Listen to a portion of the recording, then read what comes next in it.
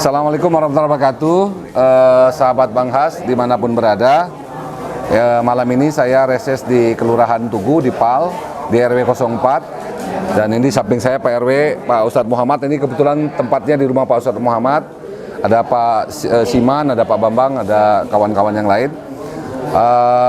Dari reses saya malam ini memang ada beberapa hal yang menurut saya harus ditindaklanjuti. Pertama, berkaitan dengan aliran air yang di PT YKK, dan saya dengar dari Pak RW YKK siap untuk membangun. Saya kira itu harus segera disikapi. Kalau YKK siap ya harus disikapi, karena itu sudah viral ya, sudah masuk di TV bahwa sampahnya itu bisa kayak gulungannya kayak segede mobil gitu kan. Dan itu Pemda Kota Depok sudah menaruh alat berat di situ. Tapi mudah-mudahan kan alat berat juga dibantu juga dengan solar dan operatornya kan, biar bisa terus mengangkat sampah yang mengalir di kali di samping YKK. Yang kedua ya tentu kita berharap, saya menghimbau lah kepada kawasan pabrik di seputaran Jalan Raya Bogor ini, khususnya di YKK ya, untuk bisa berbagilah dengan masyarakat lingkungan dengan CSR-nya, karena ternyata ada juga saluran gorong-gorong yang sudah mengalami penyempitan yang harus dibongkar dan dibangun dengan gorong-gorong lebih besar sehingga arus air lebih lancar. Dan mungkin nanti Pak RW ya bisa berkolaborasi dengan RW tetangga untuk bisa bikin jaring, Pak RW ya, jaring sampah gitu, supaya kalau masing-masing RW itu disiplin menjaring sampah di masing-masing RW-nya, maka di hilirnya nggak akan numpuk ya. Tapi kalau di hulu aliran ini katakanlah melintasin 8 RW, semua tidak ada jaring, bablasnya ke RW sini, ya mampet Pak. Itu udah bisa jalan di atas sampah gitu, saking banyaknya gitu. Nah ke depan memang konsepnya tentu harapan saya pemerintah kota bisa mewacanakan khususnya RW-RW yang dialirin aliran air itu dibantu fasilitas jaring sampah gitu. Seperti halnya yang dibangun di Jakarta kan dibangun jaring sampah. Tapi perbatasan RW dengan RW itu harus ada jaring sampah, sehingga sampah yang hanyut ke hilir itu tinggal sampah yang kecil gitu Pak RW. Kalaupun harus ditampung oleh RW yang paling belakang, ya nggak segunung kayak mobil dia jatuhnya, karena sudah ketahan di beberapa RW di hulu gitu. Nah ini belum ada konsep bagaimana menjaring sampah di perbatasan, baik perbatasan RW, perbatasan kelurahan, dan perbatasan kecamatan. Apakah itu sungai, kita punya Ciliwung, Pesanggerahan, kita punya aliran kali ya, baik Kali Baru, Cijantung gitu. Kita punya beberapa anak sungai yang menurut saya perlu dilakukan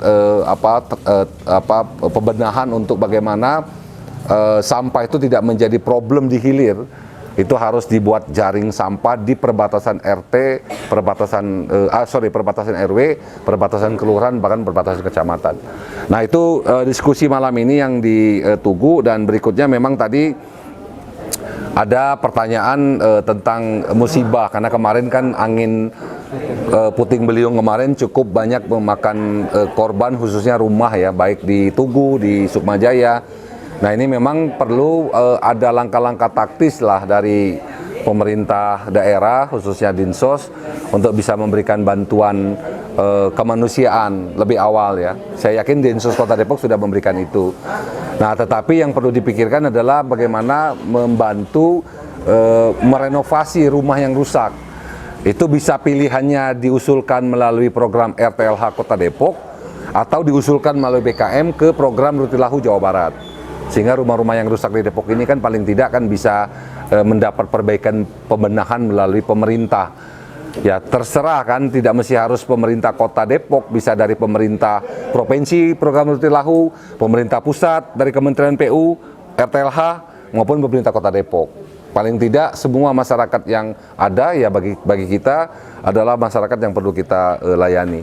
Nah saya kira gitu ya sahabat Bang Has, dimanapun berada. Ini reses saya di kediaman Pak Haji Muhammad di Kelurahan Tugu RW 4. Banyak hal yang menarik ya, terutamanya bagaimana membangun hubungan antara kawasan industri dengan masyarakat lingkungan. Ternyata kan di luar tembok pabrik banyak PR yang harus kita diskusikan bareng gitu kan. Tidak kita saling menyalahkan, tapi kita kan mencari solusi Pak RW ya. Nah, mudah-mudahan ke depan tidak lagi menjadi tumpukan sampah di kali di dekat pabrik YKK ketika sudah ditanganin peningkatan maupun penjaringan sampah secara baik dan termasuk pengangkutan sampah secara periodik.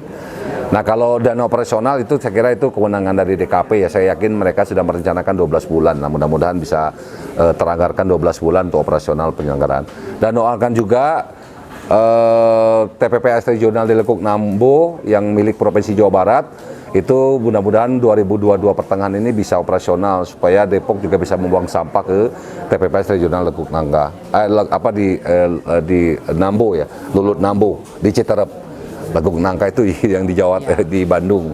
Saya kira gitu sahabat Bangas, makasih ya. Assalamualaikum warahmatullahi wabarakatuh.